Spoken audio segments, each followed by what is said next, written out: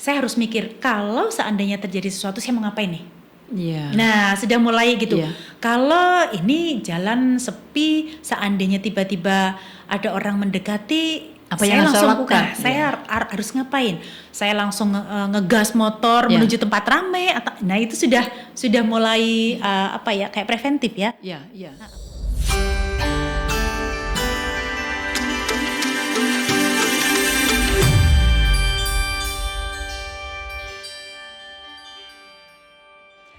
Jumpa lagi di Mana Lagi PSB UGM, Wanita Hebat, Indonesia Bermartabat.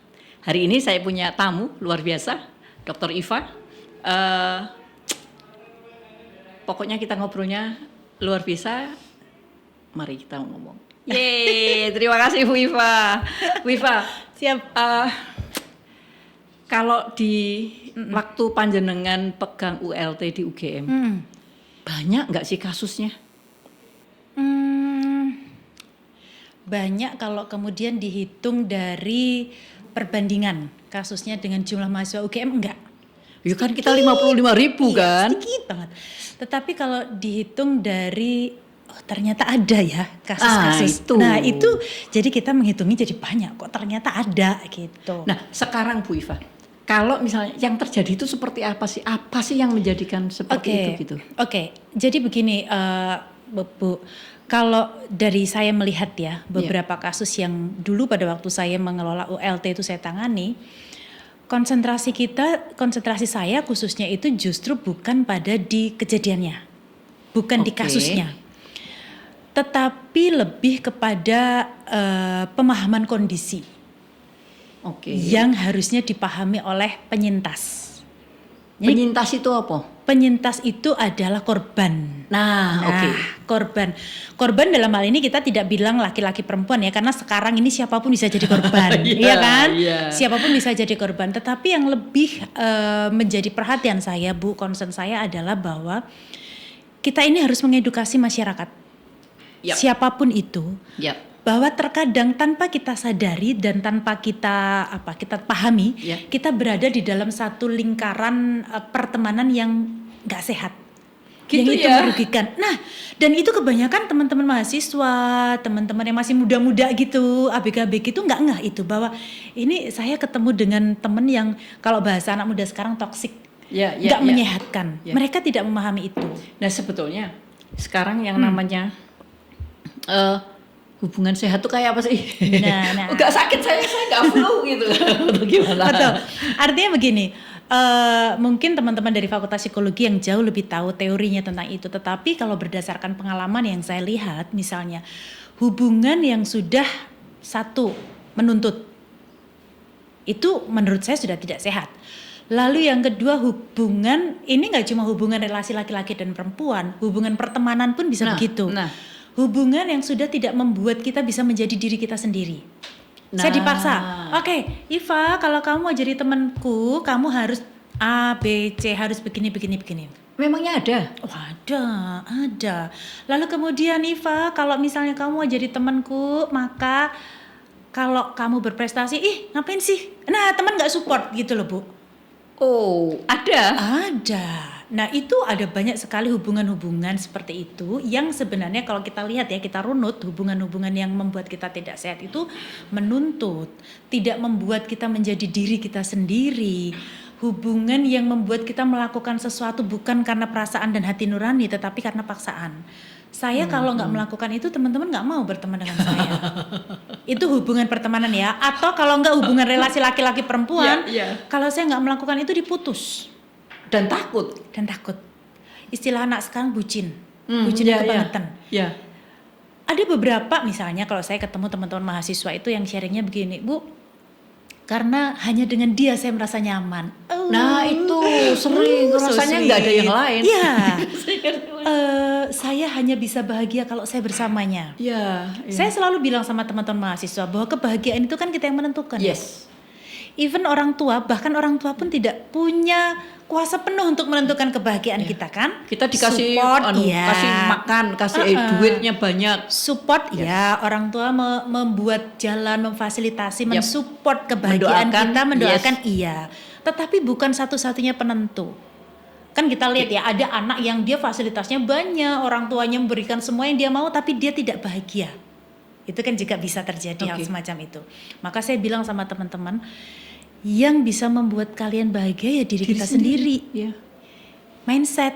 Kita mengelola itu.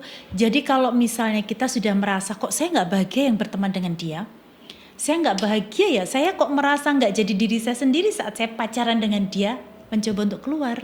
Iya, harus berani. Nah itu yang titik-titik seperti itu yang nggak sehat ya. Iya, nggak sehat. Dan itu sebenarnya Bu, nggak cuma relasi ini ya. Kalau kita lihat saja lah, saya beberapa kali baca artikel bahwa persoalan dalam rumah tangga itu pun juga bisa jadi toksik begitu kan Bu? Maksudnya gini, hubungan yang sakit atau hubungan yang toksik, kalau anak muda sekarang menyebutnya toxic relationship, bahasa kerennya gitu. Itu kan gak cuma hubungan antar pacar atau temen, tapi yang justru paling banyak itu hubungan di dalam rumah tangga. Yang orang kadang-kadang si perempuan merasa gini, aduh kalau saya keluar gimana anak-anak?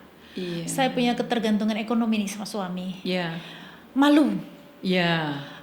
Gimana keluarga besar, hingga akhirnya mengambil keputusan saya diem aja deh, pasrah menerima keadaan, padahal dia sangat sadar bahwa dia berada dalam hubungan yang toksik. Saya baca-baca artikel banyak seperti itu, artinya bisa saja terjadi hubungan toksik itu dalam rumah tangga, dalam keluarga, atau bisa saja kakak ke adiknya juga bisa gitu. Berarti kalau dibalik dikejar-kejar gitu, atau diurut-urut, akhirnya munculannya adalah bagaimana kita seseorang gitu itu menjadi kita, dan kita berani kita ngomong kita mau apa kan gitu sebetulnya. Dan itu tidak hanya ya, harusnya start dari sekarang, dari kecil ya. Keberanian untuk mengemukakan pendapat itu kan sebenarnya gampang-gampang susah. Ya kayaknya kita enteng ya ngomong, tinggal ngomong gitu. Tetapi tidak semudah itu. Ya kan Bu? Anak yang misalnya dia tumbuh dalam keluarga yang punya doktrin yang ketat, nggak boleh ini, nggak boleh itu tentu punya betul, punya keberanian untuk berpendapat yang berbeda dengan anak yang dibesarkan dalam keluarga yang liberal, yang orang tuanya boleh ngomong apa aja, protes orang tua juga boleh, itu kan tentu saja juga berbeda. Tapi protes pada orang tua kan ada aturannya, ada etikanya kan itu. Betul. Yang harus dipahami juga betul. Kita melihat dari sisi persoalan itu, tetapi artinya begini, bahwa persoalan-persoalan seperti itu tidak bisa, kalau menurut saya nggak bisa kita lihat hitam putih. Ini baik, ini buruk, enggak. Dan itu misalnya itu bisa merambat ketika dia mahasiswa, kemudian terus dia sampai ke, kalau yang di UGM di ULT itu unit layanan terpadu yang dipunyai oleh UGM. Betul. Nah, itu yang luar biasa, yang bisa menampung apapun gitu. Nah, itu muncul diterbitkan, disiapkan gitu 2 tahun yang lalu, 3 tahun yang lalu mulai sebenarnya gini, kalau ULT-nya itu sudah dari beberapa waktu yang lalu ya, unit layanan terpadu, tapi kalau untuk yang khusus penanganan pelaporan tindakan kekerasan seksual dan pelecehan seksual itu setelah SK Rektor nomor 1 tahun 2020. Jadi 2 tahun ya. 2 tahun. Tapi yang jelas bahwa ada orang berani melapor, itu yang lebih. Nah, itu kuncinya. Jadi kalau kayak tadi Bu Wiwi tanya banyak nggak kasusnya gitu. Ya kalau dilihat dari persentase yang terjadi dan jumlah mahasiswa kecil banget gitu kan. Karena mahasiswa kita bahas. Tapi begitu ada orang yang melapor dan orang berani speak up, itu menjadi perhatian. Artinya kan kepercayaan terhadap lembaga ini kemudian muncul kan Bu. Orang berani cerita, berani saya mendapatkan ini loh, saya berada dalam situasi seperti ini. Itu kan minta tolong gitu. Dan itu harus ditolong. Dan kalau di ULT itu dulu pada waktu kita melapor, ULT langkah yang pertama adalah penanganan pertama dulu. Dia butuh penanganan medis kah, penanganan keamanan kah, karena barangkali terteror. Nah itu dulu. Penanganan psikologis kah? Nah itu dulu yang diatasi, baru kemudian proses ini sambil jalan. Artinya orang berani melapor itu sudah poin positif menurut saya. Itu katanya yang yang anak-anak teknik gitu itu lebih banyak daripada yang sosial gimana? Enggak kan ya? Enggak ada batasan. Enggak ada batasnya, sama aja kan ya? Sama. Dan itu bisa terjadi cross juga kan? Iya, itu yang ada dia. Dari pertemanan ya. Betul. Sekarang kan pertemanan dari sesama fakultas itu. Bahkan tidak cuma mahasiswa loh Bu. Artinya peluang-peluang kasus seperti itu, sexual harassment itu juga bisa terjadi misalnya dosen dan mahasiswa, dosen dan karyawan, karyawan dan mahasiswa itu kan kompleks gitu. Dan penanganan itu yang berbeda kan antara satu dengan orang yang lain dan antara kasus satu dengan kasus yang lain. Betul. Nah, sekarang Bu Iva, sebetulnya yang seperti apa sih yang dilakukan mahasiswa tanda petik gitu yang menjadikan itu benar dia kena sexual harassment? Begini, satu hal ya, teman-teman mahasiswa ini kalau menurut saya ya, yang pertama dia harus memahami dulu posisi, bahwa ini sudah posisi yang tidak baik untuk saya. Misalnya begitu, siapapun pelakunya, entah itu dosen, entah itu teman, yang membuat kita nggak nyaman. Hal yang paling simpel saja lah. Kadang-kadang kan kita suka bercandaan, ih cantik banget, ih kamu seksi loh, misalnya hal semacam itu. Kita nggak nyaman itu sudah bisa dimasukkan dalam kategori sexual harassment.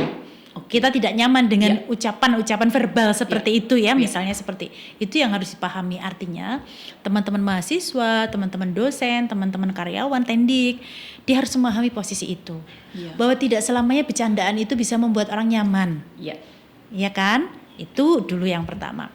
Pemahaman itu bahwa tidak selamanya orang jangan kemudian ngomongnya gini Bu Wi, kan baperan deh, saya kan cuma bercanda. Nanti dulu nggak bisa gitu kan. Artinya nggak semua hal yang ada itu bisa dipakai untuk bercandaan. Berarti sekarang orang yang melakukan dan orang yang menerima kan yang harusnya betul, harus dia tahu. Sadar, ya. Betul, dia harus tahu. Kuncinya itu dulu tahu. Satu. Lalu yang kedua, orang itu tahu kalau itu terjadi saya mau ngapain. Saya harus lapor, saya harus melakukan apa, atau setidaknya assessment diri sendiri lah. Misalnya nih, saya berada dalam satu ruangan dengan seseorang dan kita kan kadang-kadang punya feeling ya, punya rasa lah. Ini kayaknya nggak enak banget deh saya bersama beliau. Nggak cuma artinya begini, tidak harus korban perempuan pelaku laki-laki, nggak harus. Nah jadi dengan siapapun, misalnya katakanlah saya dengan sesama perempuan saja, tapi kok saya merasa saya nggak nyaman di sini, maka kita harus bersikap terhadap kondisi itu. Saya merasa ini kalau begini ini bisa membahayakan saya nih, gitu. Atau merugikan bisa merugikan nih saya. Itu kita juga harus aware terhadap itu. Maka cari posisi dulu. Kita harus melindungi diri kita dari segala macam hal yang mungkin bisa terjadi. Karena gini, kalau di etika ya Bu, kalau saya coba etika itu melihat suatu persoalan tidak hanya di persoalan itu saja terjadinya, tetapi etika selalu melihat persoalan ke belakang. Kenapa itu bisa terjadi? Latar belakangnya apa? Ada fenomena apa di belakang? Itu mesti diurut kalau kita berbicara etika tuh. Nggak hanya tok di lokasi itu saja. Maka satu, tadi harus tahu tuh teman-teman siapapun ya, entah mahasiswa, dosen, karyawan harus tahu bahwa ada hal yang membuat kita tidak nyaman dan itu masuk sexual harassment, even itu bercandaan. Lalu yang kedua, kita tahu posisi. Kita ngerti bahwa ini posisi tidak aman buat saya, bisa membahayakan saya, bisa membuat saya tidak aman dan saya tidak nyaman, maka berani keluar. Lalu yang ketiga, begitu memang kita berada pada situasi yang kita nggak bisa ngapa-ngapain, lalu kemudian kita membutuhkan sesuatu, berani speak up. Bicara, ngomong, lapor nggak harus ke ULT, ke siapapun yang kita percaya. Karena kalau di ULT itu yang lapor tidak harus korbannya, tidak harus penyintasnya, tidak harus yang bersangkutan. Orang lain temannya pun boleh melaporkan selama persetujuan. Dengan persetujuan. Betul. Itu. Karena kadang-kadang begini, nggak bisa dipaksakan mahasiswa kalau ada apa-apa harus lapor sama dosen pembimbing akademik. Mungkin orang nyaman ceritanya nggak sama dosen pembimbing akademik kan Bu? Nyaman cerita ke teman, nyaman cerita ke dosen muda. Yang lain. Misalnya gitu-gitu, ya itu harus difasilitasi. Yang penting berani bicara, speak up. Artinya sebetulnya semua orang harus saling membantu kan? Iya, betul. Dan semua orang juga harus paham apa yang harus dilakukan. Iya. Yang itu tidak pernah ada pelajaran seperti itu. Iya. Nah, itu yang betul. berbahaya. Jadi saya berharap bahwa semua orang atau mahasiswa UGM terutamanya kali ini atau semua remaja sebetulnya harus paham dia ada di mana dan apa yang harus dilakukan gitu ya. Kalau misalnya di jalan gitu ya, kalau nanti saya dicoel gitu, saya mau ngegas apa mau ngerem atau mau ngelakson kan itu menjadi sesuatu hal yang kecepatan dalam bertindak. Ya, meskipun ada juga yang mengatakan begini, nggak harus loh kalau di tempat-tempat yang sepi itu lebih berbahaya karena ada juga kasus-kasus yang terjadi di rumah misalnya. Ada juga yang bilang, tetapi kan kita ngerti di rumah saya dengan siapa. Misalnya contoh nih, saya di rumah berdua dengan suami, tetapi kalau saya tahu suami saya psikopat misalnya, maka saya juga harus mencari posisi yang aman seandainya terjadi sesuatu. Nah, artinya itu. Jadi kita tidak hanya melihat bahwa di rumah lebih aman, di kampus lebih aman, di jalan tidak aman, dan tidak hanya itu, tetapi seperti tadi Bu Wiwi sampaikan, saya harus mikir kalau seandainya terjadi sesuatu saya mau ngapain nih? Nah, sudah mulai gitu. Kalau ini jalan sepi, seandainya tiba-tiba ada orang mendekati, apa yang saya lakukan? Saya harus ngapain? Saya langsung ngegas motor menuju tempat ramai atau nah itu sudah mulai kayak preventif ya. Pencegahan di awal. Nah, itu yang kadang-kadang lamban ya. Tidak semua orang punya kecepatan itu. Betul. Menurut Bu Iva, apa yang harus dilakukan untuk teman-teman? Harus ada training dong gitu atau kalau enggak apa yang harus dilakukan untuk teman-teman yang gemulau lebih ke ini sih Bu menurut saya, ketidakpahaman. Kadang-kadang teman-teman itu suka berpikir positif aja, sama temen itu dia udah biasa sama saya gitu. Padahal kan kita tahu kadang-kadang kejahatan itu bisa saja terjadi dari orang dekat dengan kita. Nah, sehingga memang saya sampaikan beberapa kali juga dulu dengan teman-teman, bahkan saat saya masih di ULT, yang paling penting adalah mengedukasi. Oke, UGM sudah punya sistem pelaporan ya. Kalau terjadi lapornya kemana, bagaimana mengatasinya sudah ada. Tapi yang paling penting adalah pencegahan supaya tidak ada laporan. Tidak ada laporan itu bukan berarti nggak ada yang berani melapor, tapi nggak ada kasus. Nah itu yang harusnya menjadi tanggung jawab kita semua, seluruh warga kampus gitu. Sehingga kayak kemarin beberapa waktu lalu di tempat Kapin di Fakultas Filsafat kita undang teman-teman mahasiswa psikologi gitu untuk berbagi tentang hubungan yang sehat seperti apa, kalau kami berada pada situasi seperti ini kami mau ngapain gitu. Dan ternyata dari diskusi yang kita lakukan dengan teman-teman mahasiswa itu takjub saya Bu, karena teman-teman oh gitu ya, kalau begitu saya itu berada dalam situasi ini. Bahkan ada yang ngaku berarti saya itu termasuk orang yang posesif, berarti saya begini, saya orang bagaimana supaya saya bisa keluar dari itu, bisa lepas. Yang diperlukan adalah komunitas, support system, ya kan? Ya baik itu institusi, keluarga, teman-teman deket, teman-teman mahasiswa, dosen. Jangan kemudian kalau ada teman atau siapapun yang cerita terus kita ngomong biasa kayak gitu. Nggak boleh tuh kayak gitu tuh Bu. Maksudnya begitu ada teman yang cerita, kita lihat itu sebagai satu hal yang serius harus kita tangani. Nah, paling tidak membantu untuk paling tidak meringankan dan memberikan solusi kan. Tapi membantu solusi kan tidak harus mengatasi masalah. Tidak harus dia sendiri yang mengatasi masalah. Tapi dia bisa, oke, kalau begitu kita lapor ke ini. Oke, kalau begitu coba kita ini. Coba. Nah, misalnya hal semacam itu. Nah, itu yang paling penting ya menurut saya. Terima kasih Bu Iva. Kita berhenti kali ini. Kita lanjutkan dengan sesi yang berikutnya. Jumpa lagi di mana lagi PSW UGM. Wanita hebat, Indonesia bermartabat.